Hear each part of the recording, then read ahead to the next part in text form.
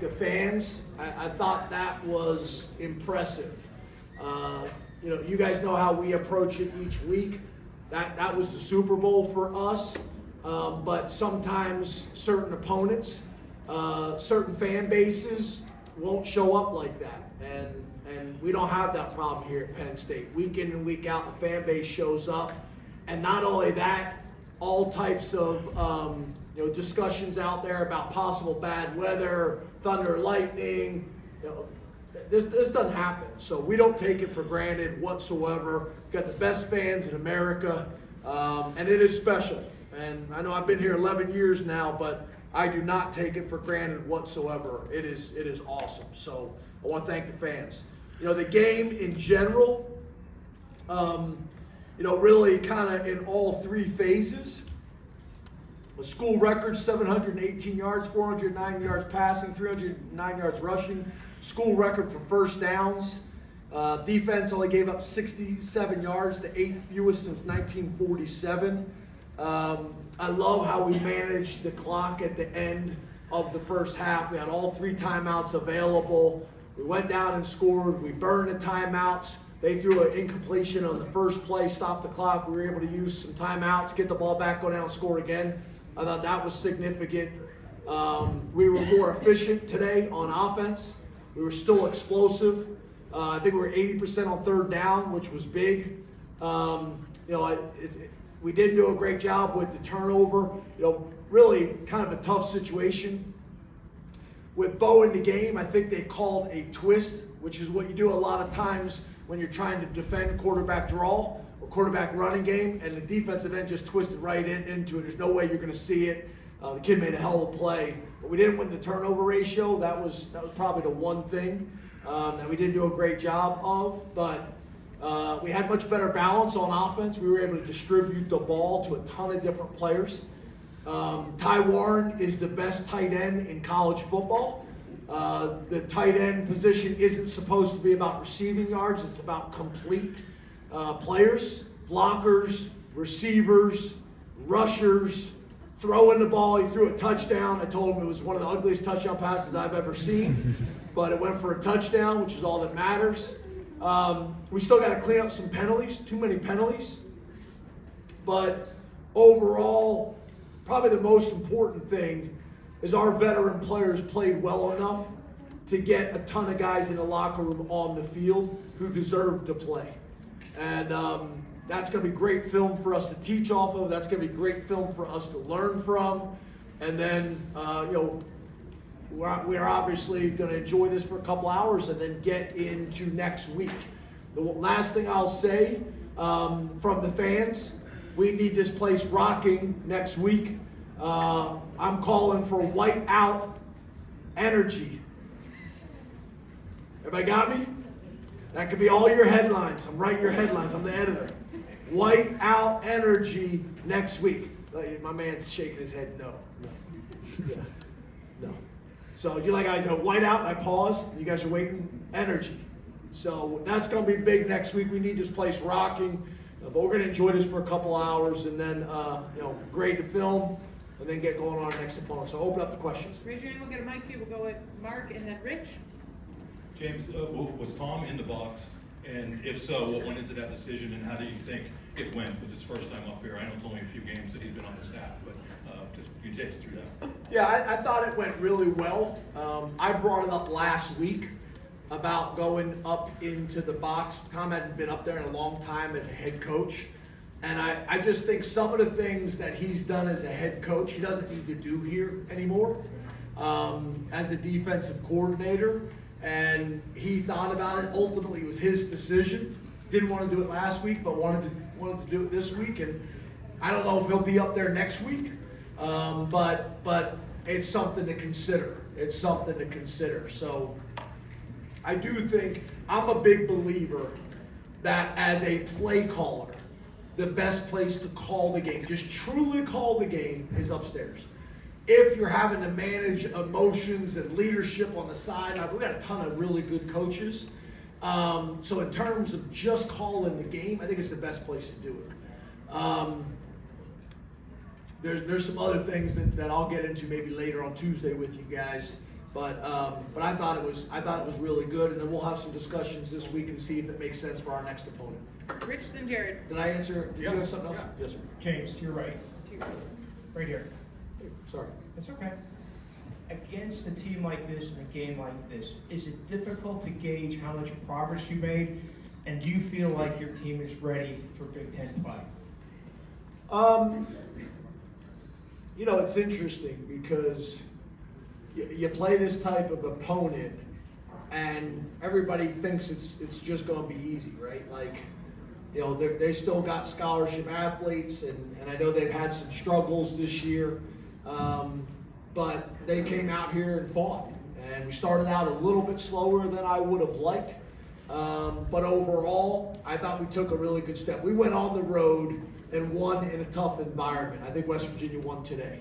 We went on the road and played in a tough environment and had a win. We played well enough to win last week, but probably not up to our standard, which I'll admit. And then I thought this week we did what we needed to do. So we got to take all three of those different experiences and learn from them, and then get better this week. And we got a really good opponent coming in. I got a ton of respect for them.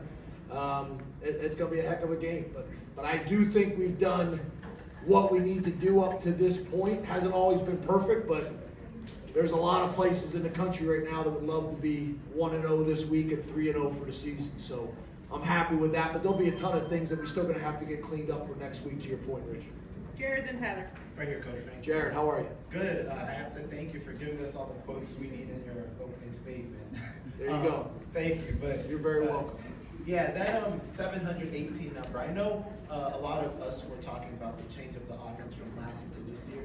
Does that number mean anything to you all? And if so, what does it mean? The 718? Yeah. Yeah, I mean, obviously when you're able to score that many points and that many yards and be explosive, we put up some pretty big numbers in the past. But whenever you're able to say a school record at a place like Penn State, it's something to be proud of, and it's something to build off of. I don't think there's any doubt about it. To me, the more important stat is the yardage differential, is the points differential. When you're able to get 718 yards on offense, but only give up 67, I'd be interested to see that, right? That'd be a great stat. What's the largest yardage differential at Penn State in our history? That'd be a good one. Look, I see Chris Kincaid looking around. That's going to create some work with that. They don't want to do right now. But to me, that's an important stat, because if you get 780 yards on offense, but you give up 500, right? So I think that's the important one. Is whenever possible, you want it to be about team, and you want it to be a team stat, and that would be a great one. Kincaid, you got that? I'm on it. Tyler, and then Max. Hey, James, Tyler. I want to make sure I have this right, but Omari Evans last year through 10 games, he maxed out at 5 yards on a reception. This is now his 5th straight regular season game with a 25-plus yard catching in. Can you talk us through what has just changed for Omari, from him going from what seemed like an offensive afterthought to someone who's consistently driving the ball down the field and coming up with plays? I think sometimes when I talk about guys, you think I'm just like being super optimistic and things like that, but like, he's a guy that we've always had a ton of respect for, the type of athlete he was. I mean, his running, jumping, strength numbers are freakish. I would also say when he first got here, he's probably a little bit more of a track guy than a football guy. And I guess I'd say to you, just like I say to the players, like, you got to run your race. Some guys are able, as freshmen, by their 3rd game, they're ready. Other guys that we've had here didn't start I think Nick Scott didn't start until his senior year, and has been in the NFL now going on 6 years. Dan Chisena walked on here and is now in the NFL for like 6 years. So like, everybody's journey is different. And we used to quote all the time, like, comparison is the thief of joy. Like, run your race. And I know you guys got to see it. You don't want to just hear it from me. But Omari has shown flashes really since we recruited him. He came to camp. But it's about consistency. And he's practicing more consistent. He's competing more consistently. He's gaining confidence. And I think I told you guys, if he had some success, his career could go through the roof. So you're starting to see it. And I think sometimes you guys think I just say things to you, but it's great when you guys are able to see what we get to see at practice. But I will say this. The biggest difference with him is it's the consistency. It's the consistency at practice that's starting to show up in games. Last two, Max and Pickle. Hey James. Hey, man. Obviously, I know you're going to get a chance to watch the film closer tomorrow, but I think Dejan was in there at safety on the second drive of the game. Obviously, big point of discussion in the wake of KJ's injury. You know, being able to see that group on the field. How are you feeling about the depth there, and just kind of the quick takeaways from that? Yeah, I think Max Granville was in like Series 3. As you guys know, we've had some injuries this year, probably more injuries that we've had in a while, whether they're long-term injuries or guys that are going to be out a couple weeks and things like that. So I know how it is. Like, you know, we don't spend a whole lot of time talking about injuries, so I can't not talk about injuries and then want to get credit, you know, when these guys are out. But at the end of the day, we got a ton of respect for Day Lane. We think he's got a very, very bright future. Did love for him to be behind KJ and learning from him, but where we're at, you know, we got to speed up his maturation process and get him on the field. And today was great because he got a ton of reps. We'd love to get to the point where you can get him and Zaki playing the two safety spots so we can get Jay Reed back down playing the nickel or the line or however you want to describe it. But I thought he did some really good things and he got a ton of reps. So that'll be important for us moving forward. But again, we were able to get, to me, what's interesting, right, is there was a ton of guys that played but played late. But there's also a ton of guys like Day, like Granville that played early in the game. I think Series 3 or Series 5. So that's significant for us, and we're going to need it. Last one, Pickle. Coach, you guys came in today, averaging, I think, 7 penalties a game. You got 7 more today. So as you move into Big Ten play, what are some of the things you guys can do to clean that up, especially the pre-snap ones? Yeah, I don't like them. I don't like them at all. To be honest with you, you know, if you look at the analytics and the statistics, they don't really have a significant impact when you talk about winning and losing. But as a head coach, it embarrasses me because it shows a lack of discipline, and it's sloppy, and it makes things harder than it needs to be.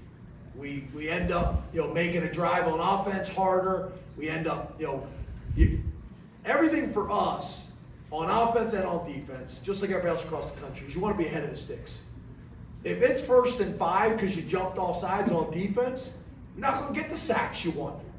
You're not going to get the tackles for loss you want because they're ahead of the sticks, and now they can run the ball and go quick game, go nakeds and things like that. So I'm gonna keep my poise, but I'm gonna keep people accountable. I'm gonna hold the staff accountable to it. We're gonna get it fixed. I'm totally bald now. I'm totally basically gray, so there's not a whole lot left. I can lose, I guess, gain weight, eating from stress and embarrassment of penalties, but I ain't got a whole lot left, you know, in terms of what else, right? Maybe gray eyebrows. It's probably the last thing that goes, but I'm not happy about it at all. So we're going to have a lot of discussions about it as a staff, and we're going to work on getting it fixed. But you're not going to bring up this point at the end of this game and totally piss me off and then ruin my night and not enjoy a win where we just won by 50 points and had 700 yards. But you've done it. Like literally, I was good and now I'm not good, so thank you. Fumi's real happy with you. Thank you, Coach. Appreciate it. Thank you.